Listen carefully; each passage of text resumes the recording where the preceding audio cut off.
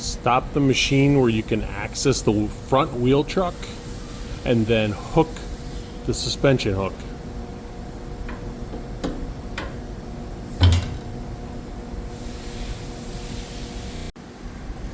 Remove the rear wheel from the rear wheel truck.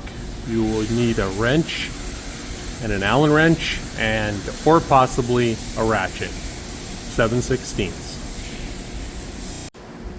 To remove the bolt, stick a large wrench between the wheel truck and the driving suspension bracket.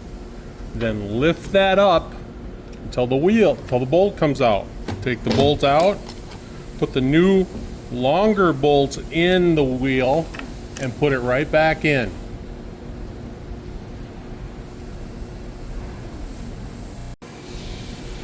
Install the new shoulder bolt with the new ground wire through the washer, through the safety strap, back into the wheel truck.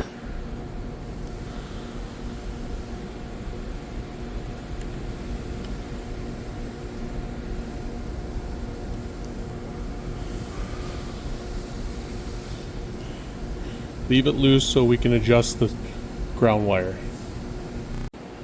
Install the static wheelie bar by stretching it over the wheel truck bolt and sliding it on. Then place your nut on. You're going to tighten this nut till it's all the way tight, and then back it off a quarter turn.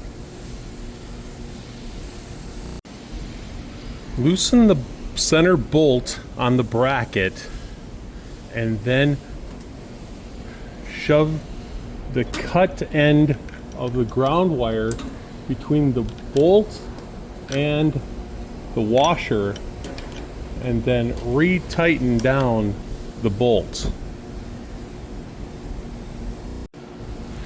Remove the old ground wire by loosening the bolts and removing the wire from behind the bolt.